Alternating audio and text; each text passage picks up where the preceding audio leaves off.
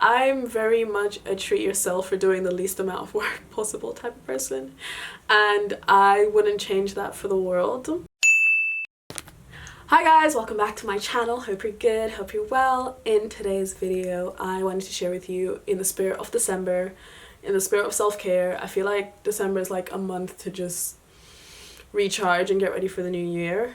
I'm just going to share with you guys 5 things that I do when I'm in dire need for self-care, and I hope it helps you streamline your self-care routine. But these are some things that I love to do to kind of just keep me recharged. I'm not really much of like a relax and face mask and take a bath type of person for self-care. It's just not what I like to do. For my self-care routines, I kind of like to do things that breathe new life into me, that make me feel more energized, that make me feel more motivated, that make me feel good about myself. So yeah, these are just some things that I like to do for my self-care routine. Don't forget to subscribe to my channel, don't forget to subscribe to my new channel, don't forget to follow me on Instagram and all that good stuff, and I will see you in my next video. Bye guys! Well, not bye.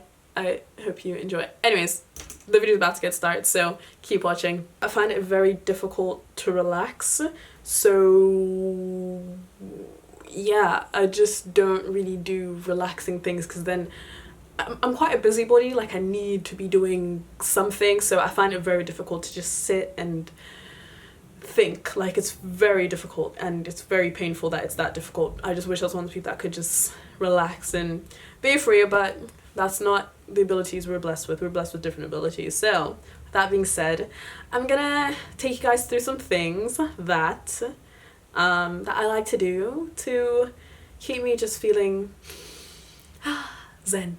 So the first thing on my list is listening to podcasts.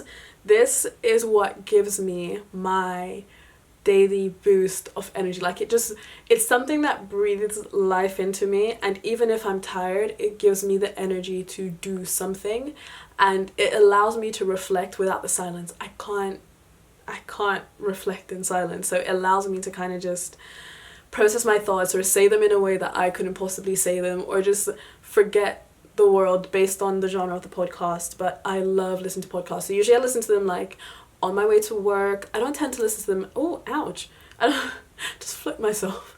I don't tend to listen to them at home anymore because it's just easier to listen to on the go. But I love listening to podcasts. Like, recently I haven't been able to read as much because I'm kind of pretty much always doing something, but listen to podcasts is like I can do something and read at the same time. I kind of get the insight that I need. So I'm just going to share with you some of my favorite podcasts.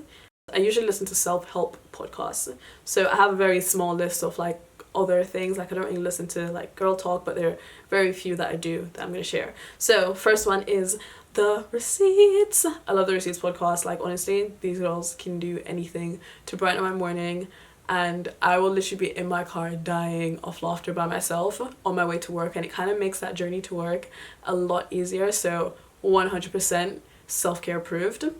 So I like self-help podcasts. I listen to a lot of Malik Teal. Well, not so much anymore because she hasn't posted in a while, but Malik Teal's older podcasts literally spoke life into me. The Courtney Saunders podcast, she kind of talks about like navigating her way through being a girl boss, and I love stuff like that, so I love listening to that.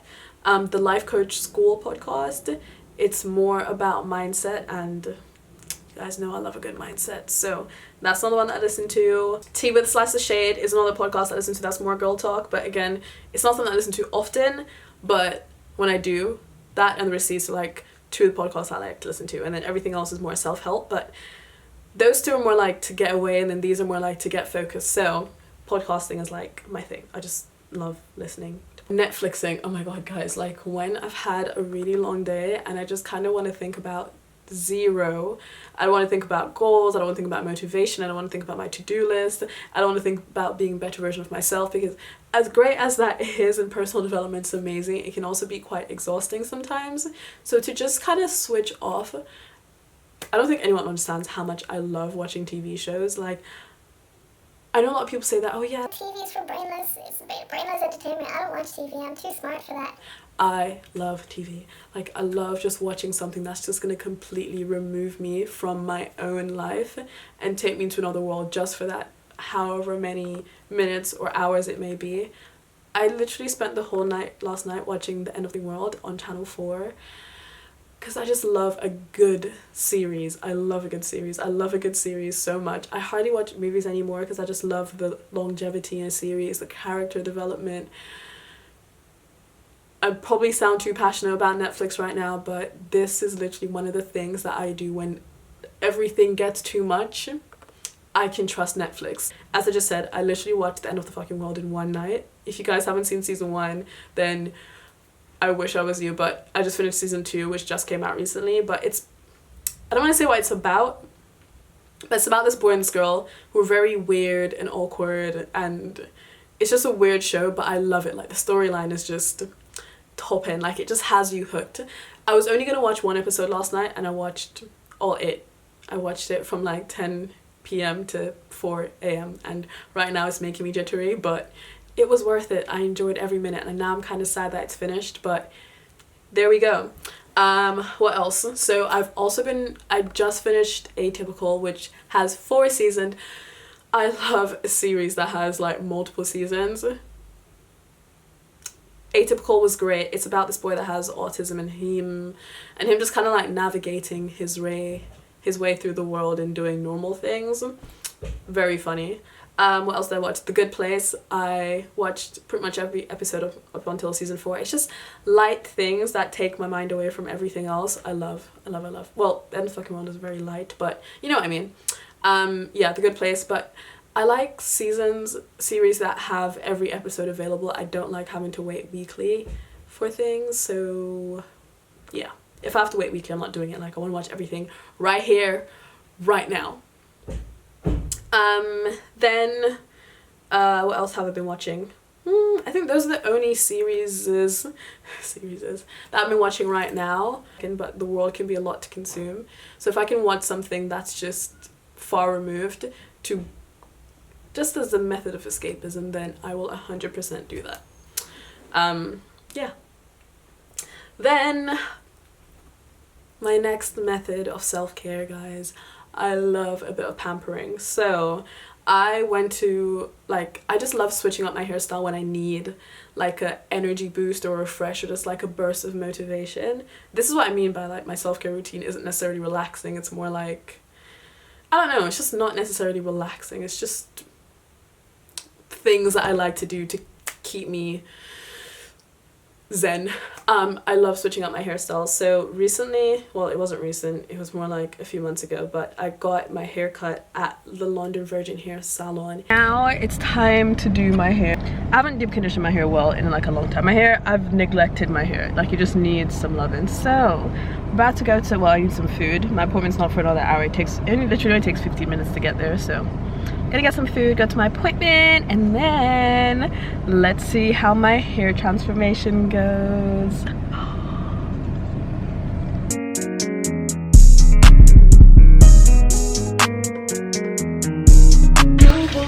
I don't know how much of it needs to cut, but like mainly just to make it like voluminous, because you know in the dead ends kind of just make it look a bit more healthy. Yeah, it's like a healthy trim.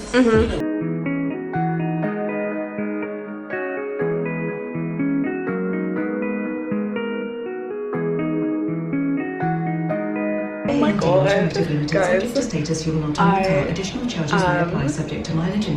so happy with it. I'm so happy with it. So initially the plan was to get a board, but then when she was about to cut it, she was like, you know, I have to cut a lot to get this board. And I was like, never mind, just give me some swoops and layers and cut the unhealthy bits off. And then we ended up with this, and I'm so happy with it. I was really scared because not a lot of places know how to do. A lot of places can do natural hair, but not a lot of places know how to do natural hair. So this is like, the penguins are shunning you and making you stand on the outside, all because you forgot. Well, they started out as a hair company, but then they moved into a salon just not long ago, so it is recently opened. I want to say within the last year or two it's been opened. This was probably the most drastic thing that I've done to my own hair, but I pretty much got a new haircut. I got layers.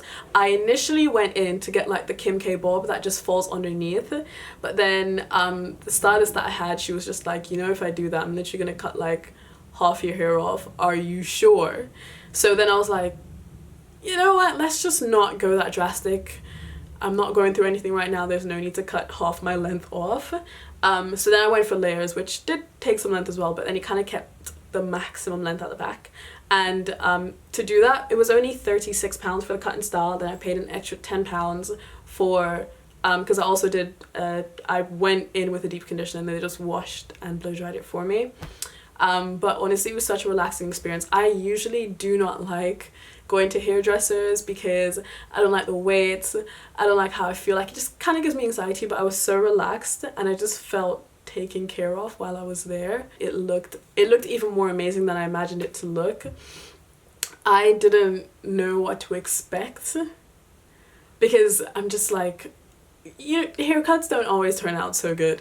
And yeah, haircuts don't always turn out so good. So when they did it and I was just like, oh my god, my hair is literally so when you go to the hairdresser thinking that you can come out with like volumes and then it's like greasy and flat, that's usually my expectations for getting my natural hair done at a salon. But as I said, my self-care routine is kind of like just trying new things sometimes. But I felt so comfortable there, and when my hair was done, it looked bomb.com, guys. Like, my hair looked amazing. It was voluminous, it was soft, it was blowing, it was perfectly curled, perfectly styled, and I would literally go back to them to do I trust them to do anything to my hair. Like, I'd just sit in the chair and be like, do what you feel like doing today, because I just trust them that much. And it was very inexpensive to do. Also, I was kind of nervous about having my natural hair done in a salon, because even though there's a lot of black salons around, not a lot of them actually know how to handle natural hair. Like, one time I went to do like a silk press and this girl was like burning my hair with the straightener. So like, it's something I'm very anxious about, but they took care of my natural hair. That was a very long explanation, but I love getting pampered, so that's one of them. Then get my lashes done. So get my lashes done is literally the only time I can sit for 2 hours and not do anything, because I know that there's an end result to it. I love getting my lashes done, like to the point where I was just doing it back to back to back because I love how it makes me look. Honestly, it just makes me go from like an 8 out of 10 to a 12 out of 10. I love getting my lashes done.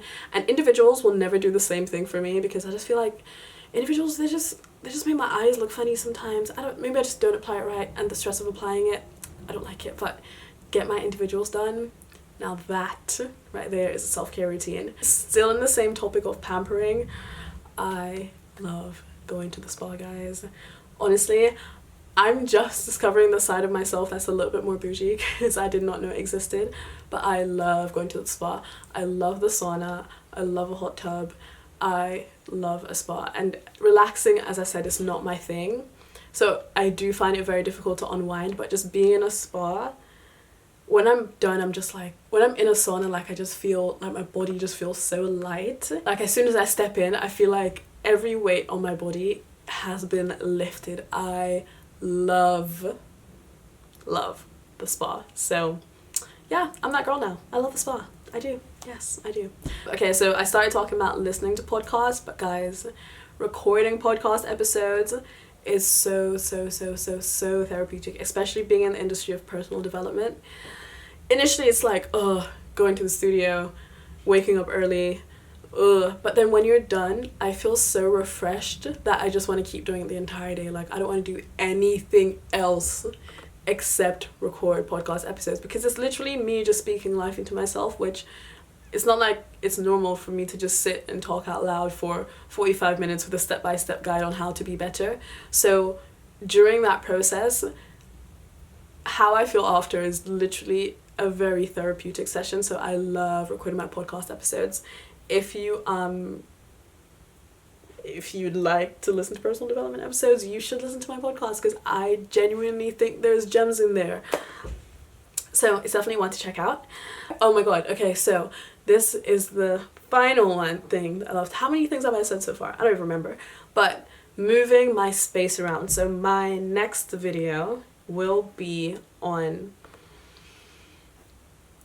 moving my space around and kind of just switching the energies, because I feel like when you've had your room in a certain way for too long, thought that plant was burning. If you've had your space in a way for too long, it's kind of like your mind just gets muggy because you just don't really have a new inspiration or like a new vibe going on, just like a new feel. It's just the same. So last week I moved my room around to just like a different angle, and the burst it has given me has been unreal. Like it just makes me feel new and inspired. Like that's kind of where my self-care routines stem from, whether it be getting a new haircut or recording a new podcast episode or listening to a new podcast episode. Moving my room around, like I need something that's going to bring my energy levels back up, and I feel like just sitting in a bathtub doesn't do that for me. Yeah, I prefer things that kind of just like breathe new life into me as my self-care routine. Like just sitting and doing my skincare, just sitting in the bath isn't really quite my thing. But yeah, moving my room around just kind of gives me a new perspective, and when I wake up the next morning I'm always more comfortable, so I love doing that. I don't do it too often because I mean there's only so many ways I can move my room around, but moving my room around is definitely in my top 5 things to do for my self-care routine. But yeah, I think that's it for me and self-care. I think those are the main things that I love to do right now. If I discover anything new, then maybe I'll make another video in a year, but for now those are like my go-to things when I need to just unwind. But I hope you enjoyed that video. Comment below your top 5 things to do, if you have 5, for your self-care routine. I'd like to see what you guys are into, but that's what I like to do. So yep, I hope you enjoy the rest of your day, and I will see you in my next video. Bye guys.